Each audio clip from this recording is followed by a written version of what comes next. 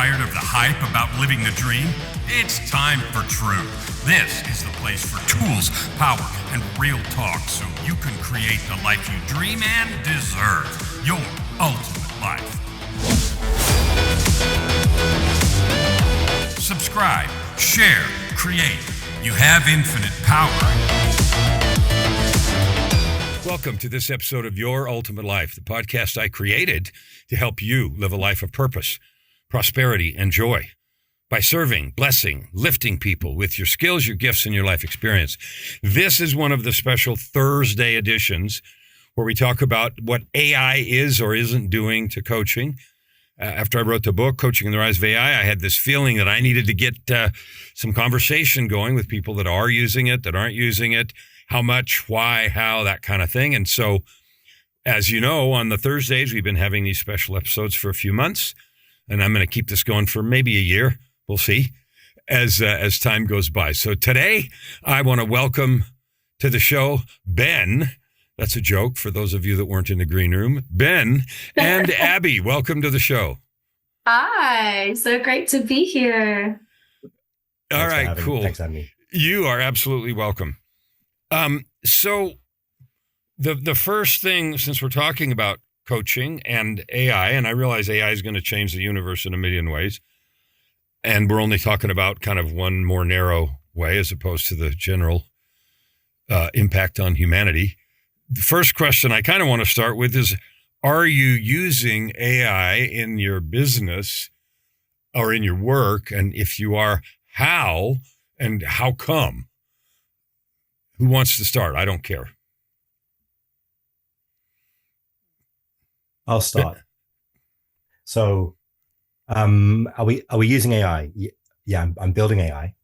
The product I'm building is called Parafoil, and I've used AI a lot to get there, and we use AI a lot to build it as well. So, there's a number of AI tools we use in building software. There's a number of AI tools I use in my own productivity day to day.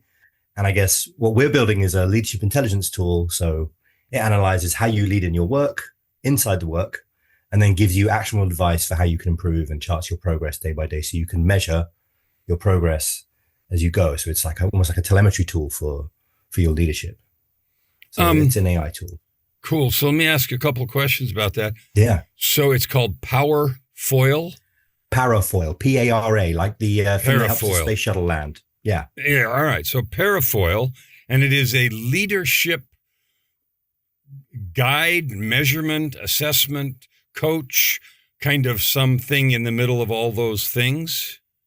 Yeah. I wouldn't call it a coach because I think coaches have their own role in leaders' lives, but we call it leadership intelligence. So it's it's a foil. It runs alongside you. And you use it to understand how you're leading and how you work. And then it gives you advice, feedback, and measurement on how you're doing in the day-to-day. Cool. So I have more questions, but I want to just start with Abi's involvement with this. So Abi, what are you doing with AI in your work? Yeah, so I absolutely use AI on a daily basis. I love it. I have an AI twin called Kazam that my clients can use when they are not with me, which is every other hour of the day, except for when we are in our group sessions. And they absolutely freaking love it. I also use it as a thought partner, like as someone who is fascinated by human behavior and AI being trained on human behavior. It's a really great analysis tool for me. It helps me to understand, where is the general consensus of society?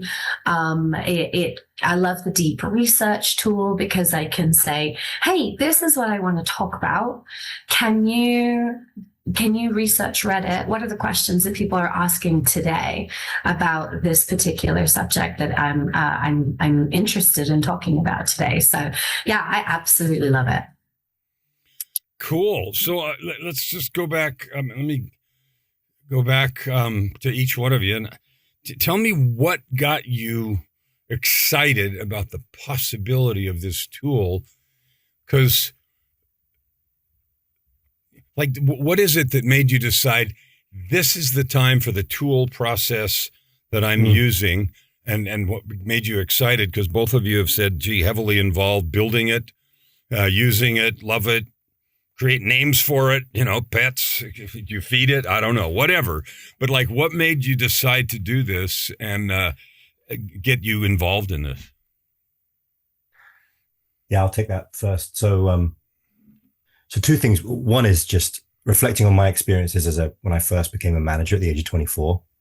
And how hard it was to make that transition from being a journalist to managing people for the first time, and how bad I was at it, oscillating wildly between massively over delegating and being laissez-faire, and then being incredibly directional and quite tough in the newsroom, and not really having much vocabulary in between to really help people understand what good looks like and how to be able to kind of inspire people to succeed. But actually, for the last 10 years before I built Parafoil, I worked for a leadership and strategy firm that was started by early Apple employees. And so I got to see what leadership looks like in the C-suite for Fortune 50, Fortune 100 companies. And so in working alongside those leaders, I realized two things. One is, A, they have access to masses of resources, and in some cases, cadres of coaches who are helping them work, as well as a lot of compensation that can help them with the tools they need. And then I also realized that organizational culture, decision-making, all the really important stuff that's happening in an organization happens at the front line. Big decisions get made at the top, but a lot of what is getting carried by the company is happening on the front line with the frontline managers. But we didn't really have as many tools in a services firm to be able to go and work with all of the managers inside a company. If you're talking about a 2,000-3,000 person company, that's 400 to 500 people. It's pretty hard to give them a one-to-one experience with a one-to-one relationship. So software had to play a role. And the advent of AI and software has made it possible for us to be able to build more and more context about your work life. And so through that context, we can start to use that to build a leadership development AI, specifically one that's not general purpose, but specifically for this reason. And so we've built that, and we use that to help managers who are just stepping into the role get better at their job and get more confident, honestly. So that's kind of how we got there. I have a follow-up question. Yeah, I have a follow-up question. Go ahead. You have a comment on that, Abby? That's great. I love it. First of all, I love this conversation. It's so dynamic because I'm coming from within the just purely human psychology perspective. So I love hearing about its application in real world business from a psychology perspective. It's so interesting to me. I love what you've created. It's really brilliant. Well, what it made me think of is, I don't know if either of you are familiar with an Apple TV program called Severance. I love that show. Okay, it's one of my favorite shows. So when you talked about the business part of this, I'm thinking of the severed, for those of you on the program that don't know, the Severance is a sci-fi sort of thing where you go down an elevator and go to work and everything about your personal life's cut off, and you go back up at the end of the day and everything about your business life's cut off. So you're actually two different people. And it's really weird. And we're not going to talk about the show here, but what it brought for me, both of you, but Ben, you brought it up. The question is the integration. Like for a long time, I worked for a CEO. I was the COO in the corporate years, which was some years ago, but that was, this is it. Leave everything at home. I don't care if you get divorced. You owe your life, breath, and everything else. Kind of, I owe my soul to the company sore kind of thought. And today, we know that's not helpful. It's not true. It wrecks people's lives, hearts, and it certainly impacts productivity. So when you think about leadership, this application of how they're functioning as leader, how they're doing, what element, and Abby's pushed on this area, what elements of the integration are brought into that when you help somebody that way? We measure your leadership output, but of course, to your point, Kellan, understanding the inputs, understanding the context of somebody is important. And so I think where Parafoil starts and ends is it's most interested in how you show up. What are the outputs that you are delivering into your work? And so that means, the way that Parafoil works right now is it's an app that runs in your meetings and in your conversations with your team. And you can switch it on manually, or you can set it up to run with your calendar. and it will analyze those conversations for you and then give you a kind of like a post match report after each one of your interactions with your team, and give you an understanding of what you did well, what you might be able to do better based on the goals that you've set. So it makes it possible for you to kind of start to work towards some of the things that are important to you. Now, what a coach will do fantastically that Parafoil won't is it will pull back and start to look at your life and the exposition. And those are the things, we would do, in our work sort of one-to-one many years ago. Parafoil is much more about the output and the measurement of what's going on in your work. And what's great about it is it creates really low latency moments for you to be able to just go in and go, hey, here's what happened in that interaction just a second ago.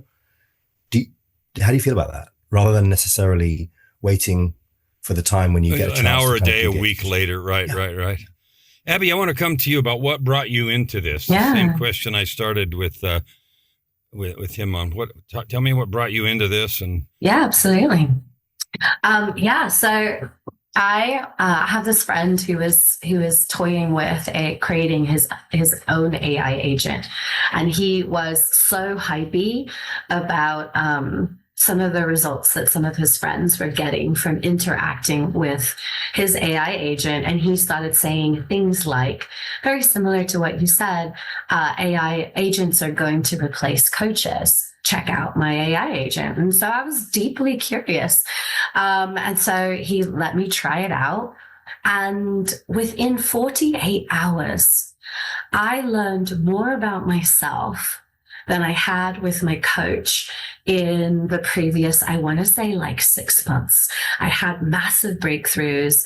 I developed my next like 1 year marketing plan within 30 minutes that I'd been struggling with for like, I want to say years.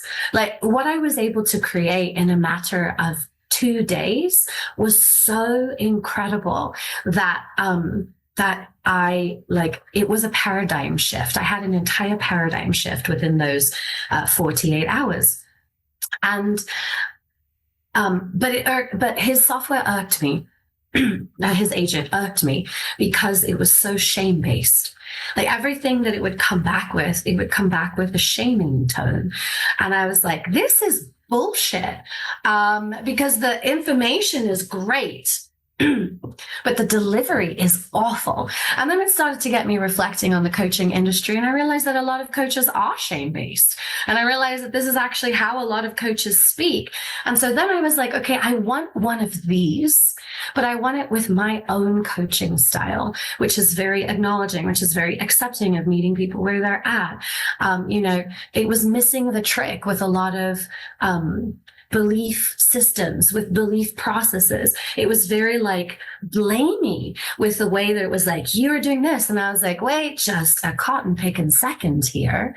I already know that it's my responsibility to correct that, but don't you dare for 1 second make me think that I'm the one who created that. Because of course I'm not. I inherited it from society, from childhood. And then the secondary aspect of wanting to create my own coaching agent was because, my minimum baseline package for someone who wants to work with me one-on-one, and I don't take one-on-one clients very often because I'm very much mission driven right now, but my starting rate is 100K. And I love people. And so and I'm very engaged with my community, and I know that 95% of my community can't afford 100K. And not only that, I just don't open one-on-one containers very often. So I really wanted to provide them with something that would give them access to, the information that I have, the wisdom that I've created, downloaded, my synthesis of the information that exists, and just let them have access to that without the 100K price point. So that's how I came to it. So you raised a couple of really interesting things, and that is one of the premises about when I say 95% of coaches won't be able to make a living by Christmas.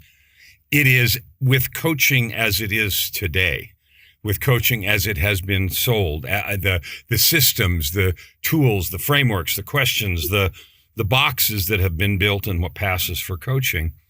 And the you've touched on it. The idea is, okay, if that won't work anymore, we have to have a new model. We have to have a new approach. And I'm not saying that some people aren't already doing that, but because that's the only approach that's going to survive. Because AI writes faster, it writes better, it does better research. Absolutely. And if you train it a little better, it doesn't spank you and piss you off when it's trying to give you advice. So that was the thing. I did research and then I said, well, then we need to do this. And that's what I wrote about in the book. Yes. But what I want you both to think about right now is, what are the pitfalls? Like if you think about AI and its application to do, and both of you have given some really positive possibilities and already things you're doing. I'm building a Coached by Kellan bot. It'll be ready in about a month. And I have 23 books and thousands of videos and podcasts and coaching sessions. And so, I got a developer and et cetera, et cetera. And it was a funny thing. I was talking to Chatty and I opened a thread called 1 million words. And so I started putting all kinds of stuff in it to train it how I talk and what I'm thinking about and everything else. And after a while, it came back and said, try 4 million. Okay, wrong name. Anyway, it was kind of funny. All right, so I want you to talk for a minute about what are the possible pitfalls or problems, and I'm not talking about Skynet or Terminator, but I mean in the context of that we're talking about. What are the problems? Oh, I'm very opinionated about this. So I'm gonna hop in first, Ben, if you don't mind. Please. So one of the things, and this is one of the reasons why, like when I see things, by the way, I agree with you 100%, Kellan. Like there are 95% of coaches that will go out of business because they were the hacks in the first place. They don't actually know what they're teaching. They're teaching based on a book that was written in the 1950s. And this is not meant to disparage them. This is that they've been coasting on regurgitated material, or they're marketers, or they're simply marketers that are selling the business in a system that has no soul, like you put it. But one of the things that AI simply will never be able to replace is lived experience. You call it, it doesn't bleed, right? Human beings are biologically programmed to receive electromagnetic transmitted information from other human beings. That's just the beauty of our nature, of our makeup, of our body. And so within a split second, we are receiving so much information. I mean, we're processing 11 million bits of information per second. And so much of that is coming from the people around us. And because of the divine intelligence of our cells, we are also making assumptions and generating beliefs about the things that we're interacting with. And we have the capacity to decrypt and decode and digest and integrate in split seconds that which we are receiving from others. We call it authenticity, but it actually has a scientific basis. And our lived experience travels in that code. Okay. So some of the examples that I like to use on a regular basis is the 22-year-old personal trainer who has been fit, thin, and gorgeous their entire life, trying to teach the postmenopausal mother of 6 who has been overweight her whole life how to lose weight. There is a lack of lived experience. There is a missed connection. And that mother can feel it so deeply, so implicitly. She can feel, you don't get me. Like, it's not as simple as don't eat the chocolate. It's not as simple as stop eating at 8 o'clock, right? Because there's decades of lived experience that are built into those neurotransmitted electromagnetic messages that people get. It's the same as being tried to be coached by someone who's like abuse coaching, right? By someone who's never actually experienced abuse. You can feel it. You know it. You can get it from the words that they use or don't use. It's a lived experience that is missing. It's the orchestra, as you so eloquently put it. It's the orchestra without the soul. It doesn't bleed, right? So that's one. And then one of the other ones, I got a whole list, but I'm going to keep it short so Ben can have a word in here as well. You're doing great. Keep going. Yeah. And the other one is, it's simply a mirror. It is simply a mirror. It is only a mirror of all the data that has been before. It cannot dream. It cannot predict. It is also quite often, after interacting with a person for just a short period of time, it becomes a mirror of their own psychology. So yeah, it can be incredibly validating. It can coddle you if that's how you like to be spoken to. It can be sharp with you if that's how you like to be spoken to, but it is only a mirror of your psychology without the intuition, which is now, and talk about intuition because it's now been scientifically proven to exist. It is simply that which has come before. And that doesn't mean it can't create. It can do what looks like creation because it pieces information together in very unique and perhaps the person who is reading it has never perceived that before. It's not necessarily creation. And so it'll always be limited by the only thing. It's essentially the same way that logic works. The only reason that logic works is based on the data that has come before it. And so it's not predictive. It can't intuit. It can't dream. It can paint visions, but it can't actually dream up possibilities, in my personal opinion. That's what we're asking for. All right, good. So obviously you have no passion or real feeling around this.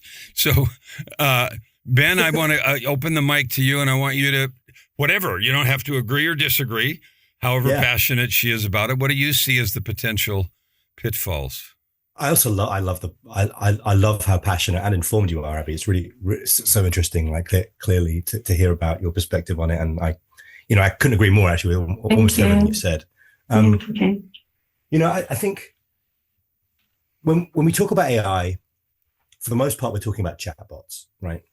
And Parafoil is not a chatbot. It's an AI model that sits in the background and deploys a whole lot of information to you. But there are a lot of pitfalls, in my opinion, when it comes to how we think about AI in the context of chatbots. Chatbots are in design we call them a skeuomorph. They're trying to synthesize something that exists in real life, right? And it's a very thin surface area with which to interact with anything, text, chat, back and forth. The surface area there is not as rich as this conversation we're having right now. It's not as rich as, quite frankly, clicking around on a website. It's very, very, very thin and narrow. And so the richness of the way that you can interact with that is all funnel. It's like drinking your meal through a straw. You get all of your content is being deployed in that way. And so I think one of the things we have to be careful of with that is our window and our aperture into what's really going on is incredibly narrow. And so maintaining discernment and understanding, and I think this kind of speaks to what Abi, you were talking about, and understanding what is actually happening there. Most of the LLMs that are driving chatbots are prediction engines that are guessing what the next word should be on the basis of the words that have gone before, to your point.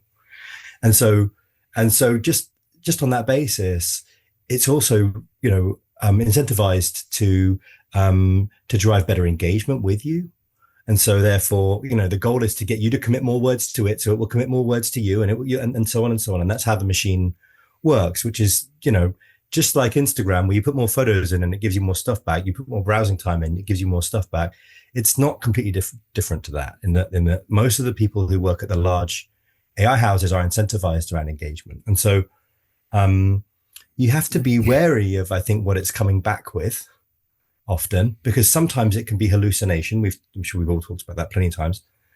Sometimes it can be sycophancy. We've talked about that a lot of times. We're trying to eradicate both of those things, but they're not gone yet.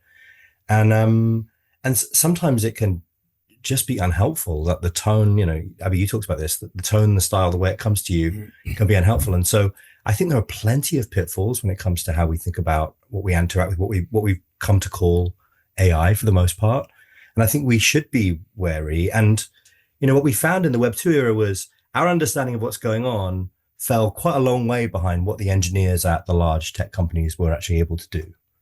And we need to make sure that doesn't happen again. And we need to understand that what they're capable of doing, not necessarily even in a nefarious way, there is a pretty gigantic delta between our understanding of how, let's say, a field like data science works, which is contributing towards how AI is built, and what's actually coming out the other end of the engine. So I think it's sort of on us as consumers of AI to really recognize where it may head off into a funny direction. And we may not necessarily be aware that it's taking us into a funny dogleg of a conversation where a human would have the empathy, the lived experience, the care, the incentive structure, quite frankly, to make sure that doesn't happen. And so I think, we have to be mindful of that when we're engaging with chatbots in particular. That's really very well spoken. Sorry, can I pop one more thought in there before we Please do. move on? Yeah, I love the way you put that with the surface area, because that's so tangible. And like your example of drinking a meal through a straw, that's absolutely, that's the experience of it. And if you try to apply that and think that your meal through a straw is now representative of society or your life in general, you're going to get way off track. Yeah, absolutely. And one other thing I wanted to speak to was a little bit more into what you call the orchestra without the soul, Kellan, which is that there's something about the imperfections that land in our bodies as I am okay, right? Like when we're engaging, it's one of the reasons why I lead with my imperfections. I lead with my mistakes, because I think that one of the crazy tangents that coaching took was creating a bunch of superheroes that that essentially make no mistakes. This is my perfect life. If you want to achieve my perfect life, all you have to do is pay me $10,000 an hour. And it created such grandiose misnomers, like completely absolute misunderstandings of what life actually is. And it reinforced this idea that perfection is possible. And so I lead with my imperfections, because that reminds people it's okay to lose a thought. It's okay to have a brain fart when you're on a podcast. It's okay to be sick and recovering and still show up. It's okay to call someone by the wrong name. Like, it's okay. 3 times. Like, it's Can okay. I forgive you? I received that. It's okay to be human. And one of the biggest hangups that I think that humans actually have is our lack of acceptance of our humanity.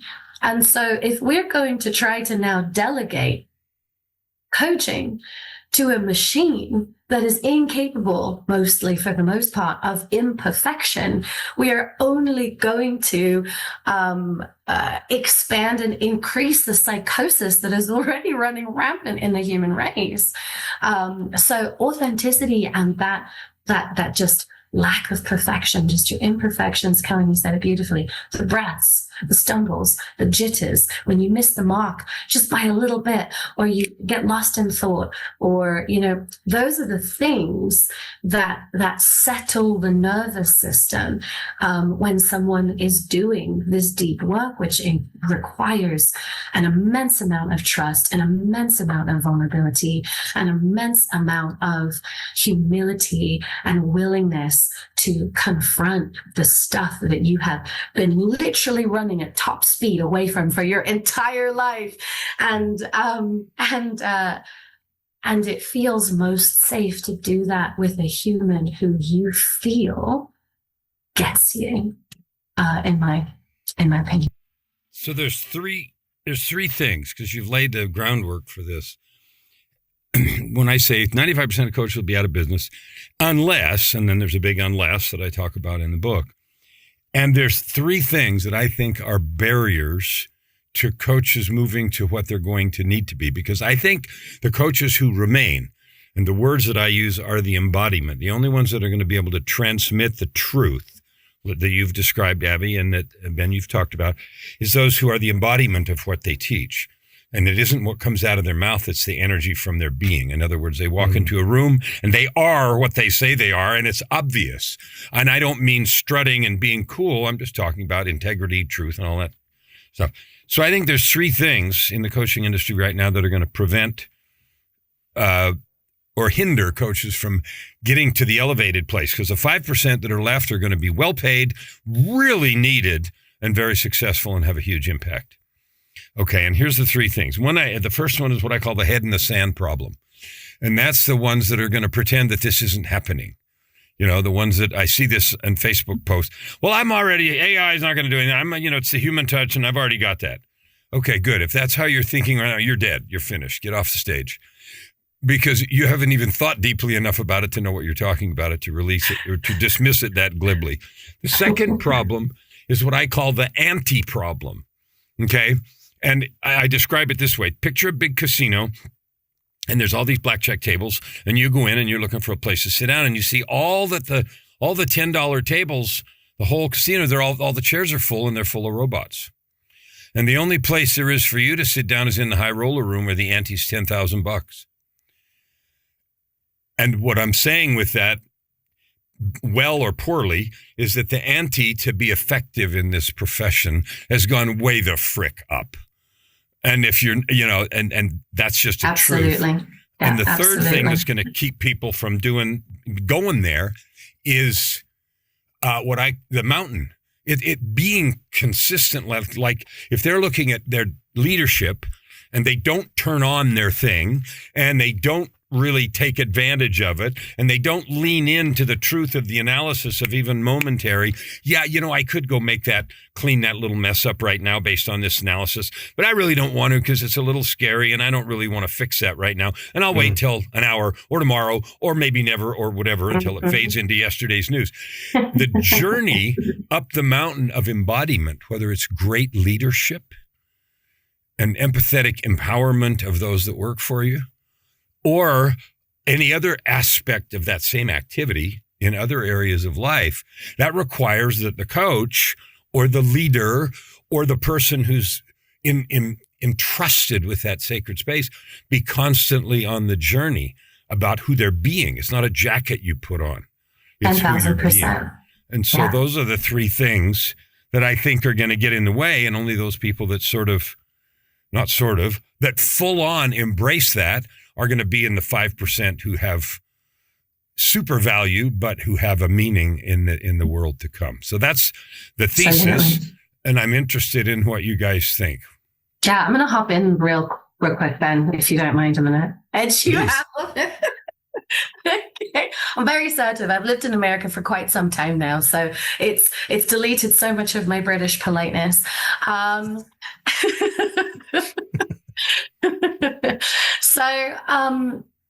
You're already seeing this. You're already seeing this, right? You're seeing the skepticism that people have because we are now post-COVID. We went through this insane era where anybody could start an online program and make 100K with a launch, right? Didn't matter what kind of expertise they had. It didn't matter what kind of training they had. They had an idea. They started an online coaching program and boom.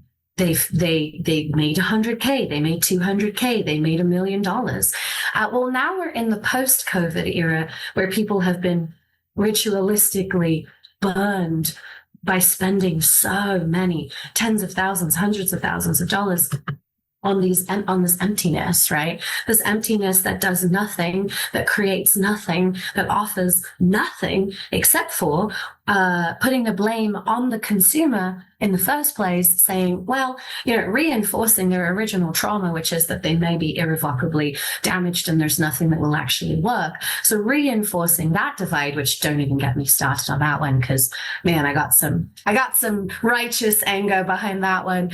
But then also has really burned their fingertips to the coaching industry as a whole, and so there's that skepticism now. There's a longer window that people just need to sit and shop and make sure that you are who you say you are.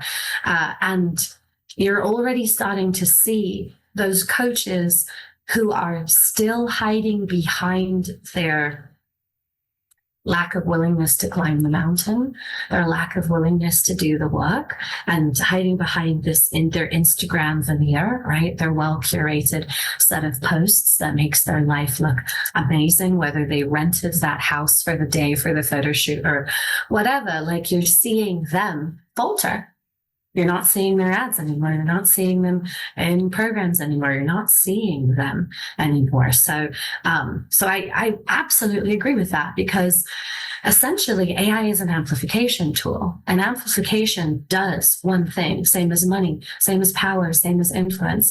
Amplification simply amplifies what is there in the first place.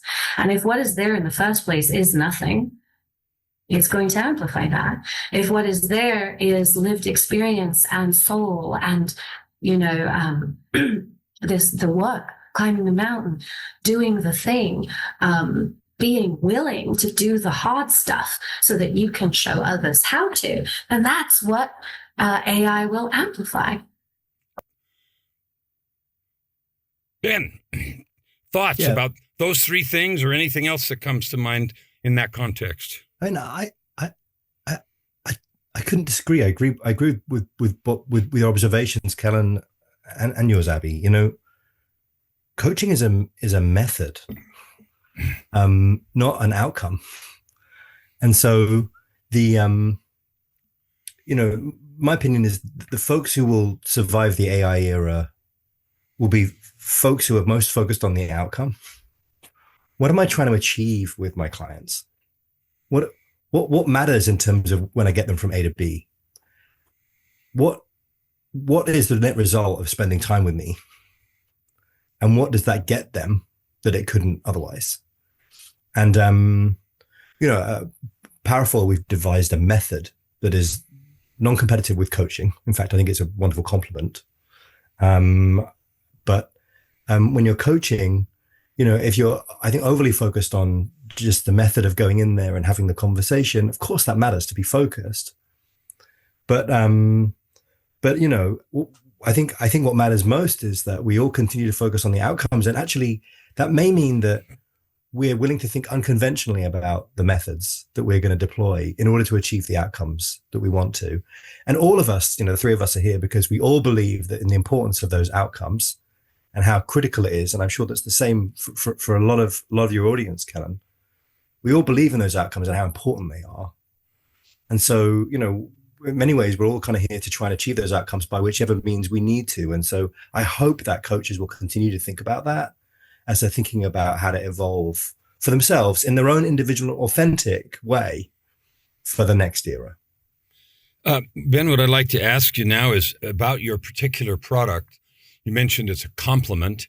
It's focused mostly on this leadership part, which is fabulous and is very needed as the world changes its relationship to work, to what matters, as AI does what it's going to do with other areas of the workforce and everything else. Yeah. Tell us where to find stuff about this, about the tool that you have, about maybe book. I don't know if you've written a book or 2 or 10. Where is that so that we can explore, the audience can explore the applications to leadership, whether it's in corporations or their own life? I mean, I can see, self-leadership having an application to that too, and it may or may not be designed for that, but whatever. So tell us more about that. Yeah, I think Parafoil is a great tool to run with coaching. So I would encourage coaches to use it in concert, to use your orchestra analogy, with their with their clients. And the reason for that is it can ride alongside at the times when you can't be there. Then you can pull all of the reports and all of the data out of it and say, hey, listen, let's talk about this because we need to go through the exposition because it's good processing for you as a client. But also, as well as the processing, let's also go and look back after we've had a chance to talk about it and look at the record and say, let's see how it went. And you get a more now, AI is not biasless, but you get a less biased, more objective view on what's going on. And so parafoil.co is the URL, parafoil.co.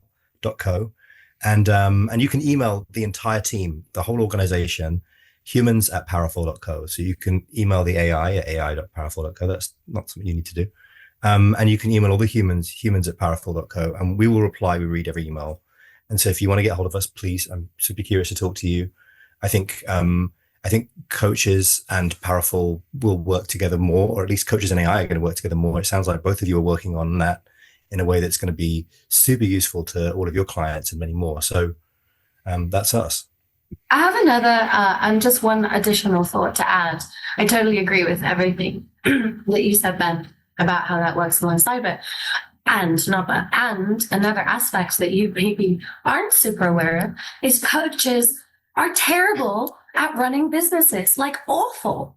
They are so bad at running businesses in general because that's not their level of genius. Their level of genius is being in session with their clients, creating the transformation. So when it comes to growing teams, Parafoil could be incredibly useful, right? When it comes to, growing teams, scaling their businesses, running certification programs, developing their leadership, developing company culture that is so prevalent in corporate, but coaches are, often unicycle entrepreneurs that are trying to do it all. And so that's from my perspective. I hate managing. Like as soon as I have the opportunity to hire a full-time COO, that is absolutely what I'm going to do, because I'm not interested in being anybody's manager. I don't want to follow up and see if you've done it. I want you to tell me you're going to do it and then just do it.